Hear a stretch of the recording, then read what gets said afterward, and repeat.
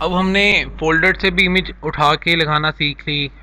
जिस फ़ोल्डर में आपका रूट फ़ोल्डर जो जो कहलाता है, जहाँ पे आपके पेज वेब पेज बना के रखते हैं, और डिफरेंट मुख्तलिफ फ़ोल्डर में से किसी और फ़ोल्डर में से इमेज को उठा के लगा के देखा, वो भी देख लिया कि किस तरह से इमेज डिस्प्ले होती है। हाइट विड्थ भी कंट्रोल करके देख ली हमने, और अगर गलत एड्रेस या गलत नाम देंगे तो क्या डिस्प्ले होगा, आल्ट क्या अल्टरनेट में जो टेक्स्ट लिखा होता है वो भी देख लिया। अब हम लोग क्या करते हैं, इंटरनेट पे किसी मौजूद और पिक्चर का एड्रेस देते हैं अपने इमेज के टैग को, और देखते हैं क्या वो किसी और वेबसाइट से कोई इमेज वगैरह अगर हम लोग अपनी वेबसाइट पे दिखाना चाहते हैं तो क्या वो किसी और सर्वर पे मौजूद या इंटरनेट पे मौजूद इमेज को हमारे पास हमारे पेज पे दिखाता है कि नहीं, उसे देखते हैं। उसके लिए हमें क्या करना होगा, पहले किसी नेट पे जाते हैं, गूगल पे कर लेते हैं, कोई इमेज खोल लेते हैं। सिंपली चले अल्फ़ा लिख लेता हूँ मैं। अल्फ़ा लिखता हूँ, एंटर दबाता हूँ।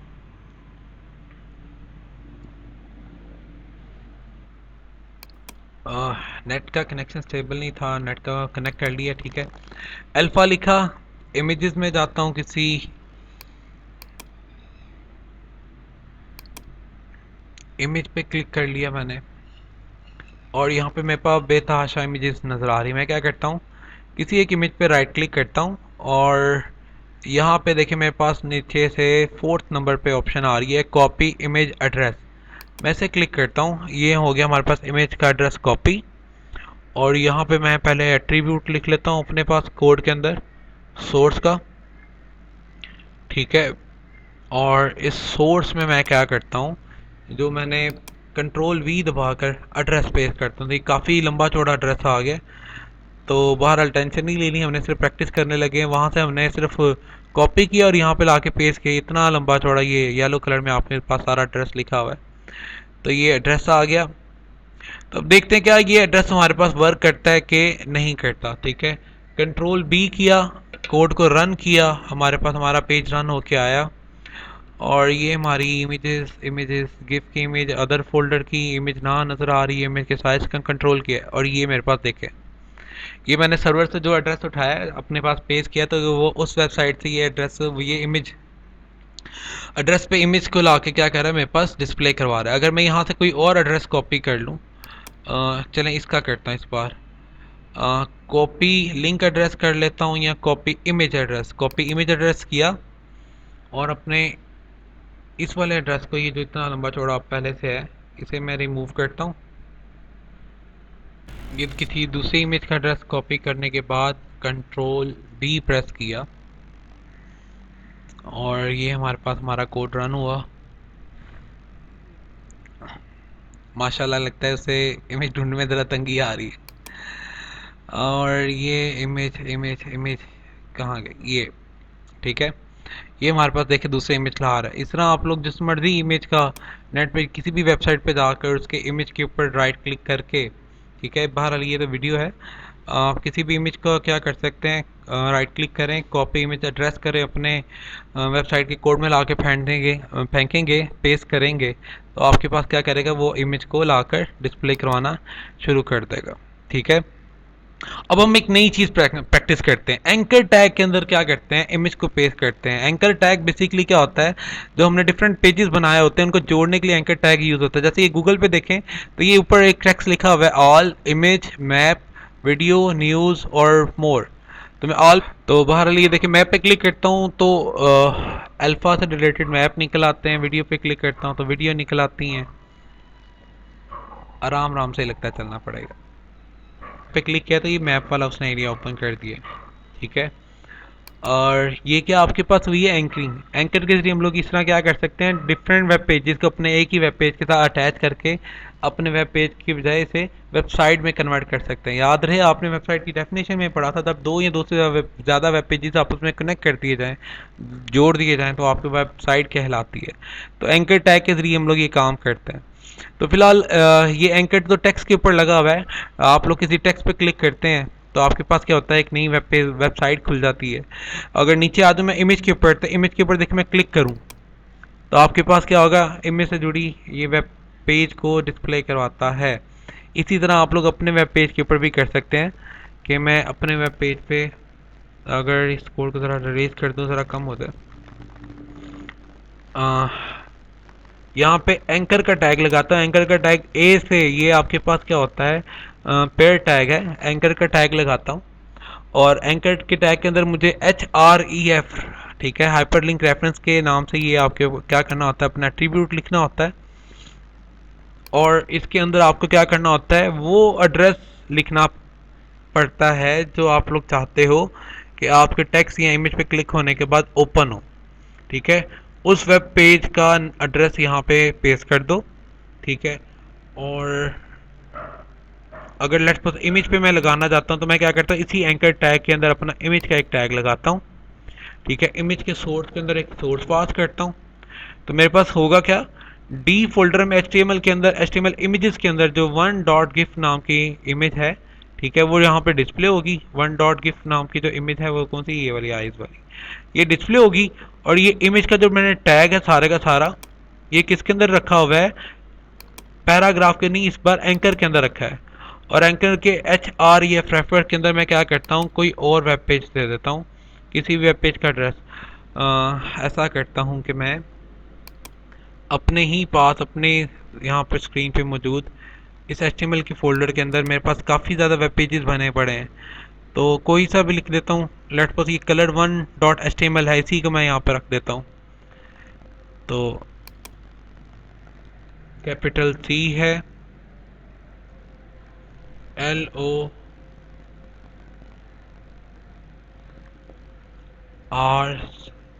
स्पेस 1.html, ये मैं क्या करता हूँ, color1.html रख देता हूँ।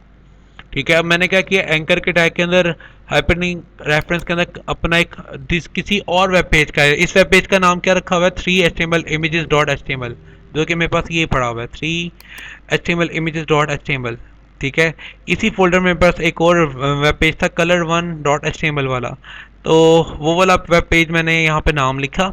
ठीक है, इसको मैं रन करता हूँ।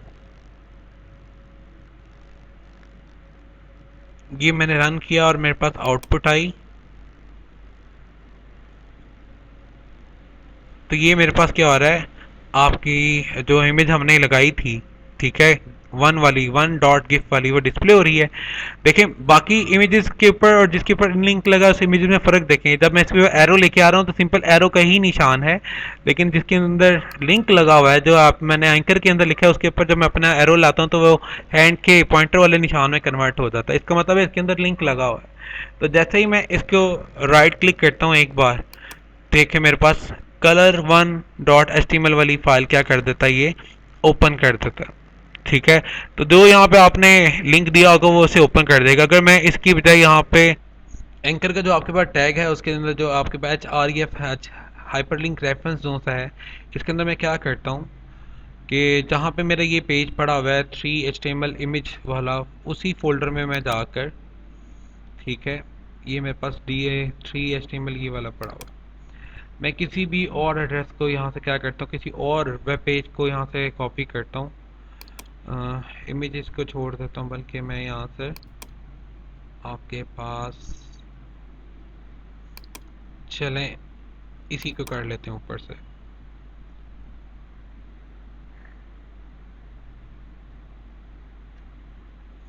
राइट क्लिक करता हूँ और सारे नाम को सिलेक्ट करके, सारे नाम को सिलेक्ट किया और मैंने यहाँ से कॉपी किया और मैंने इस HREF वाले एट्रीब्यूट में लाके पेस्ट कर दिया। और कंट्रोल B करते हैं, इसको एक बार रन करते हैं। रन किया तो ये हमारे पास क्या हो जाएगा, ये रन किया, ये हमारी इमेज नज़र आ रही है। ठीक है ना, कंपैरिजन कर लें, चाहे इमेज एज अ लिंक, हमारे पास हेडिंग है, image as a link heading है। ठीक है, नीचे पैराग्राफ है, this image is a link you can click on it, this image is a link you can click on it. और नीचे मैंने एंकर का टैग यूज़ किया है इमेज से पहले और बाद में। ठीक है, और डिफरेंस मैंने आपको जैसे बता दिया कि जब जिस पे भी लिंक लगा होगा उस पर अपना माउस का एरो लेके आएंगे तो क्या होगा, हैंड का निशान। तो जैसे मैं इस पर क्लिक करता हूँ, ये देखिए इसने मेरे पास क्या कर दिया, colors 6.html, ठीक है, यहाँ पे ये है ना color6.html, वो वाली फाइल ओपन कर दी। तो मैंने क्या किया, देखिए दो वेब पेजेस को मिला लिया आपस में। तो जब भी कोई इस इमेज पे क्लिक करेगा मेरे पास क्या होगा, ये अगले पेज पे मुझे मूव करवा देगा। इस तरह से वेब पेजेस को भी आपस में अटैच किया जा सकता है। ये तो हो गया हमारे पास हाइपर लिंकिंग, ठीक है। अब आगे मूव करते हैं, लास्ट चीज़ देखते हैं। अब हम लोग क्या करते हैं, इसके अंदर थोड़ा सा एट्रीब्यूट वगैरह भी अप्लाई करके देखते हैं और उसको चेंजिंग करके देखते हैं और फाइनली ख़त्म करते हैं। अब मैंने मज़ीद थोड़ी सी चेंजिंग आपके पास सिर्फ की है। ये इमेज का हमारा टैग है और इसके अंदर CSS को थोड़ा सा अप्लाई करके इसकी फ्लोटिंग चेंज करते हैं इसकी, ठीक है। अलाइनमेंट थोड़ा चेंज करके देखते हैं। इमेज को लेफ़्ट राइट या अप डाउन मैं करना चाहता हूँ तो किस तरह से करूँगा आपके पास। और साथ ही साथ हम लोग क्या करते हैं, सारी इमेजेस के ऊपर अप्लाई करके इसकी एडजस्टमेंट भी देख लेते हैं, ठीक है। तो फिलहाल मैंने इसके अंदर स्टाइल एट्रीब्यूट जो सा था आपका अप्लाई किया, उसके अंदर अपनी फ्लॉट प्रॉपर्टी को लिख के राइट लिख दिया और दूसरे के अंदर सिर्फ लेफ्ट लिख दिया, ठीक है। सिर्फ ये चेंजिंग की है और इसे मैं कंट्रोल भी करता हूँ, रन करता हूँ,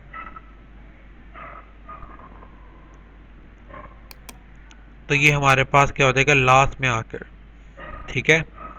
तो देखिए इमेज का साइज बड़ा छोटा करके मैंने रखा है, 42 रखा हुआ है यहाँ पे, 42 और 42 हाइट और विड्थ रखी है, ठीक है। और जो ऊपर मैंने लिंक वाला लगाया था उसका साइज में मैंने 42 कर दी है। तो ये वो लिंक वाला है, ठीक है। जिस पे क्लिक करते हैं तो हमारे पास क्या होता है, ये देखें नेक्स्ट पेज आ जाता है। तो बैक जाते हैं और ये मेरे, ठीक है, जिसपे मैंने अपनी पास अलाइनमेंट चेंज किया, लेफ्ट साइड पे दिखाना चाहता हूँ टेक्स्ट के या राइट साइड पर, ठीक है। इस तरह से आप लोग भी चेंजिंग कर सकते हैं।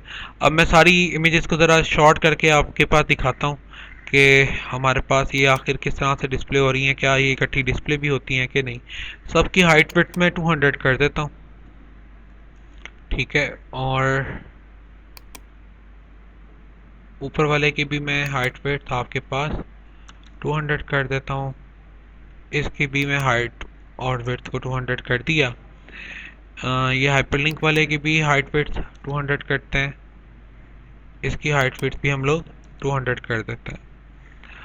ऊपर चलते हैं तो हमारे पास जो हमने नेट साइड वेबसाइट से कोई और इमेज उठानी थी, जिसका हमने वेबसाइट से लिंक उठा के दिखाया था, फिलहाल तो मैंने लिंक रेज कर दी है, ठीक है।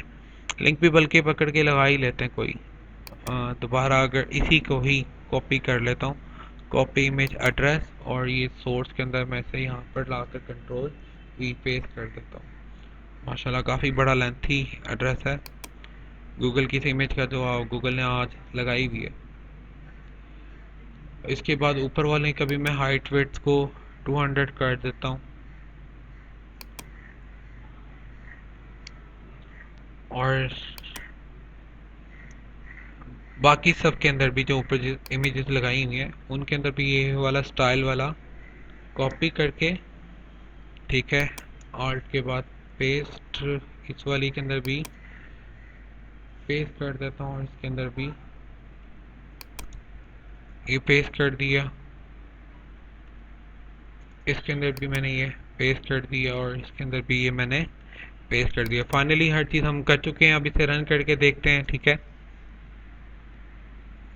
तो ये हमारे पास सारी इमेजेस होती हैं, अब हमें हाइट और वेट्स इनकी 200 में नज़र आ रही, ठीक है। होप सो आपको ये तमाम चीज़ें समझ आई होंगी किस तरह से इमेज के हाइट वेट्स को कंट्रोल करना है। उस मेन अगर आपकी जहाँ पे आपकी वेब पेज पड़ा वहाँ से इमेज उठानी है तो फिर आपको क्या करना है, ठीक है। ये 3 टैग के अंदर हमने वही किया था, ठीक है। अगर आपने किसी और फोल्डर से उठानी है तो उसका प्रॉपर एड्रेस लिखना है, फिर उसका नाम और उसकी एक्सटेंशन लिखनी है।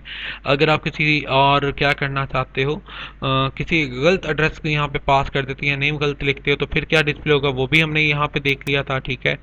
उसके बाद नीचे आ जाएँ तो हमने क्या किया था, इमेज के साइजेस वगैरह को चेंज करके देखा था और यहाँ पे हमने सर्वर वगैरह से इंटरनेट से कोई इमेज उठा के अपने वेबसाइट में लगा के देखी थी, ठीक है। माशाल्लाह काफ़ी लेंथी ये ड्रेस है। और इसके अलावा हमने, ठीक है, लास्ट एंकर के अंदर भी लगा के देख लिया था कि जब मैं चाहता हूँ कि इस वेबसाइट पे इस अब लेट्स सपोज यहाँ पे मेरी इमेज लगी हो और मैं अपनी इमेज पे क्लिक करूँ मेरा बायोडाटा निकला है, तो उसे लगाने का तरीका भी देखा था। हमने क्या किया था, एंकर का टैग यूज़ कर लो, एंकर का टैग यूज़ करो, अपने बायोडाटा का एक पेज बना लो, ठीक है। उस पेज का नाम यहाँ पे क्या कर दो, पेस्ट कर दो और अपनी इमेज का एड्रेस प्रॉपर यहाँ पे नाम और एक्सटेंशन के साथ पेस्ट कर दें तो हमारे पास यहाँ पे ये डिस्प्ले हो जाएगा, ठीक है। इमेज के इस बारे में हमने सारा कुछ देख लिया, डिटेल से देख लिया। अब हम छोटी सी चेंजिंग करते हैं, हम इंटरनल सीएसएस भी अप्लाई करके देखते हैं। इंटरनल सीएसएस के जरिए हमारे पास क्या होता है, इनलाइन सीएसएस देखिए हर टैग के अंदर उसके हम लोग क्या करते थे, स्टाइल नाम का एट्रीब्यूट अप्लाई करते थे और जो उसके एट्रीब्यूट होते थे उसके अंदर स्टाइल के लिखते थे। ठीक है, अब हम लोग क्या करते हैं, अपने हेड वाले पार्ट के अंदर स्टाइल को एक एट्रीब्यूट की बजाय एक टैग के तौर पे लिखते हैं, और जिसके ऊपर भी मैं स्टाइल करना चाहता हूँ उस टैग का नाम आपने सिंपली यहाँ पे लिखना है। ठीक है, जैसे लेट्स सपोज इमेज के ऊपर आप अप्लाई करना चाहते हो तो IMG यहाँ पे लिखो, और उसके ऊपर जो चीज़ अप्लाई करना चाहते हो वो आप लोग यहाँ पर, ठीक है, उसकी प्रॉपर्टी और उसकी वैल्यू लिखते हैं। ठीक है, और वो क्या करेगा, आपके जहाँ जहाँ पे वो इमेज का IMG टैग लगा हुआ है सारों को क्या कर देगा, उसकी विड्थ को 100% कर देगा। ठीक है, लेट्स सपोज मैं अगर आपको रन करके दिखाऊँ तो यहाँ पे फ़िलहाल मैंने कोई सोर्स पास नहीं किया, मैं यहाँ पे 1 लिख देता हूँ नाम। ठीक है, इसका नाम भी मैं 1 ही दे देता हूँ और इसे रन करते हैं। ओह,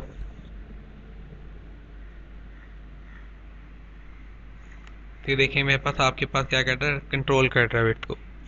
अब वो मामला ये है, गौर कीजिएगा ज़रा। ठीक है, मैं इस तरह चीज़ों को रिमूव कर दूँ ताकि आपको कोड को ज़रा आसान समझने में आसानी हो। ये मैंने बॉडी के अंदर एक हेडिंग लिखी है और एक पैराग्राफ, अगर मैं इसको भी रिमूव कर दूँ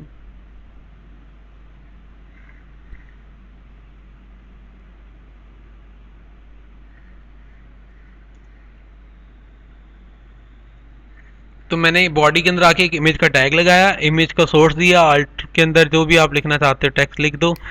मैंने यहाँ पे भी विड्थ का एट्रीब्यूट अप्लाई कर दिया, CSS के बगैर ही सिंपली विड्थ लिख दी और उसकी वैल्यू, और हाइट लिखी और उसकी साथ में क्या लिखी, वैल्यू। ठीक है, और नीचे भी मैंने क्या किया हुआ आपके पास, यहाँ पर एक इमेज का टैग लगाया। ठीक है, मैं इसे रन कर दूं ताकि बिल्कुल सिंपल सा कोड हो, सारी चीज़ें आपको क्लियर कट नज़र आ जाए। ये 2 इमेजेस लगाई। अब मैंने ऊपर क्या किया है, जिस टैग के अंदर मैं क्या करना चाहता हूँ, मैं नहीं चाहता यार बार बार हर एक के अंदर आके हाइट और विड्थ दूँ, हाइट और विड्थ दूँ। मैं एक ही बार उसकी हाइट और विड्थ दे सकता हूँ। लेट्स सपोज चले मैं इसकी यहाँ से हाइट भी पकड़ता हूँ। ठीक है, कंट्रोल-C करता हूँ टाइप करने की बजाय, और यहाँ पे क्या कर लेते हैं, इसको पेस्ट करते हैं कॉलन, और मैं इसे 200 पिक्सल लिख देता हूँ।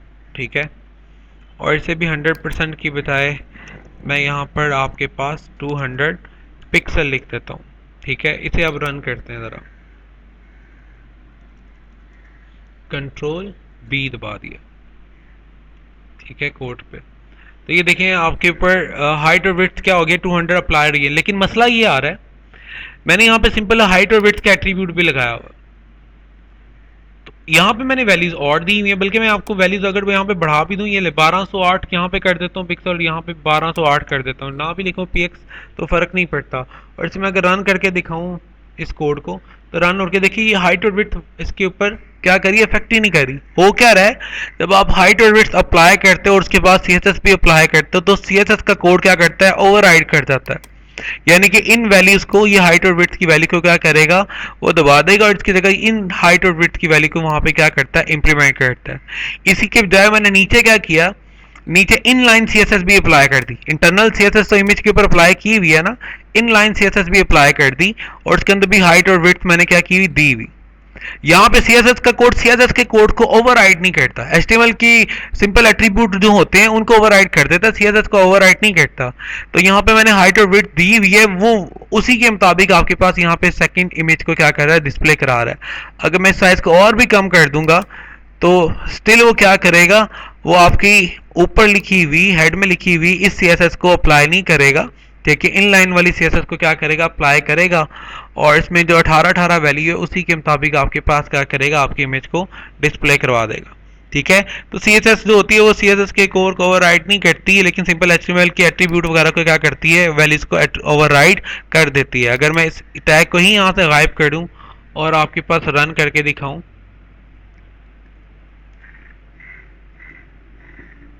तो मैंने आपके पास इंटरनल CSS गायब कर दी है।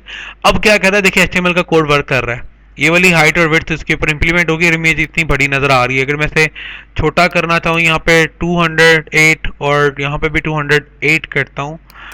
ठीक है, और इसे रन करता हूँ तो आप देखें अब सिंपल हाइट और विड्थ के एट्रीब्यूट भी आपके पास अफेक्ट हो रहा है, वो भी आपके पास वर्क करके आपको क्या करेगा, इमेज यहाँ पे दिखा रहा है।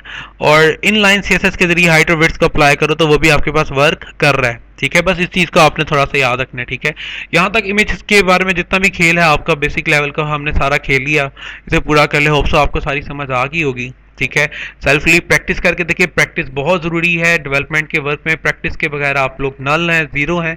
तो जब तक प्रैक्टिस करते रहेंगे आप लोगों को सारी चीज़ की समझ आती रहेगी। ठीक है, मुझे दें इजाज़त, अल्लाह हाफिज़।